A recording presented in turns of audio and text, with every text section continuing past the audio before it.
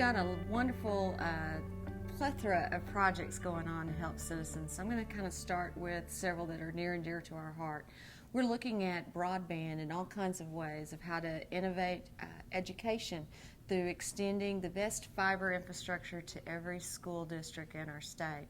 We're a rural state, so we're working together to understand those educational needs, to work with the provider community and business leaders. Governor Mike Beebe is our governor right now. He's absolutely wonderful, and he pulled together a task force called Faster Arkansas that's a combination of state government leaders, industry leaders. We're the corporate headquarters of Walmart, several banking industries, Axiom, a huge data company, all kinds of people and provider networks from AT&T to CenturyLink and Windstream to focus in on how we could move our educational system forward using technology.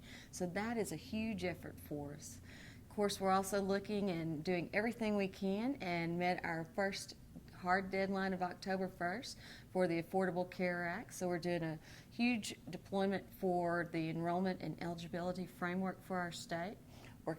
We are a federal, utilizing the federal system for the health insurance exchange, and then we've got a lot of work going on the health information exchange. So all those different things happening, and we're migrating several of our key aspects, continuing to leverage our mobile platform and our portal, arkansas.gov. So lots of exciting things happen. And one thing I'm kind of old, maybe just in age, not in my mind, but we actually are going through, and for the first time I'm going to announce that we're going to be migrating off our mainframe platform.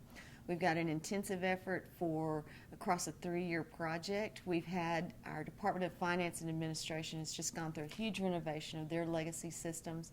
And when they went to a new platform, that actually removed 66% of the transaction processing on our mainframe.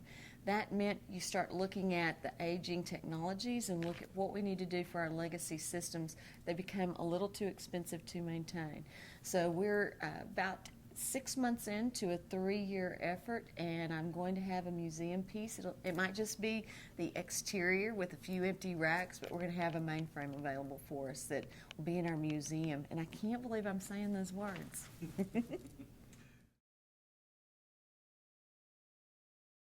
The trends are a lot of focus around how we can deliver services better, faster, and meet that growing demand for customers and services that look across the platform, and a lot of enterprise and collaborative efforts. So can we have a common framework for determining eligibility? Because as you look and you're a person in need, going from state government location to state government location is very cumbersome, and also it's not the best utilization of your time when you're out looking for employment or you've suffered a devastating emergency or disaster in your home. So we're looking at different collaborative efforts, so we have single points of entry. I think the other thing that we're seeing happen is that trend for increasing the delivery of online education. We had some legislation passed this past spring that wants every student to be able to take an online course. It's called Quality Digital Learning. So how do we make sure that when you graduate from high school and you're going into that new online community of higher education, that you're prepared for that coursework? So a lot of focus on closing the broadband gaps that we might have in our state and ensuring education has everything it needs, but most importantly, our students and citizens. And we make the ease of delivery of public service something that, for that generation that may not ever want to walk into a brick and mortar facility to pay for car tags or to pay property taxes, that we've got those services on a platform that you'll utilize. Challenges. There's always probably the hardest thing in the government field is that there are some people who do want to walk into a brick and mortar facility. So for those of us in public sector, we've got to be able to deliver that same public service experience, whether you're in a brick and mortar facility or you want to go take a number at a revenue office and wait in line and see and visit your neighbors while you write that check for your car tax, Or if you're like me, I love to be able to use the mobile platform. I'm very busy, and I might remember, aha, it's the last day of the month and it's 11 p.m. and I forgot to renew it. I now have government services 24 hours a day, 365 days a year. I think we're coming out of those fiscal challenges that we've felt across our world. Hopefully those days are done if we can kind of get that budget and debt limit all resolved in D.C. So that's a challenge for those of us in state government. We start to see the impact of those federal dollars and the issues that we face as a nation. I think the other challenge is making sure that we're finding the right workforce for those new platforms that we talk about.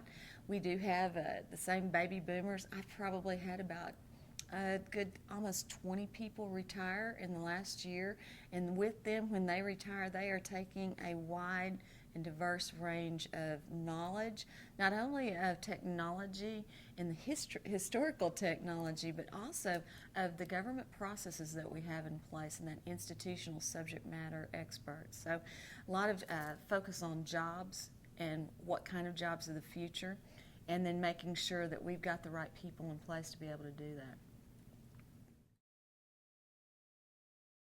The biggest thing is actually once you or start looking when you're in the delivery of public service and you have a big initiative, for example, broadband. So what we do is we start that change catalyst of talking about broadband. What are we going to do? What are those standards that we want to establish, that baseline for every student to have X kilobits per student. Right now we're looking at 100 kilobits per student, but think, how much broadband do you use at home, and what would be that minimum you would expect for if you were in school today? So once we have that idea and that concept, and we have all of the excitement generated by the task force the governor appointed, the quality digital learning study that's looking at the best delivery mechanisms, then comes the fun part, deployment, and making sure that you've issued the appropriate bid documents, that everybody's aware of what's out there, that you have a successful bid, that it's E-rate eligible, all those different things. And then once you get those kind of bureaucratic processes in place and the actual contracts awarded, I have to make sure that we're on schedule and on budget from deployment so that we've got active vendor management. So that's a huge effort that impacts everyone in Arkansas when we take on an initiative like that. And it's an exciting one.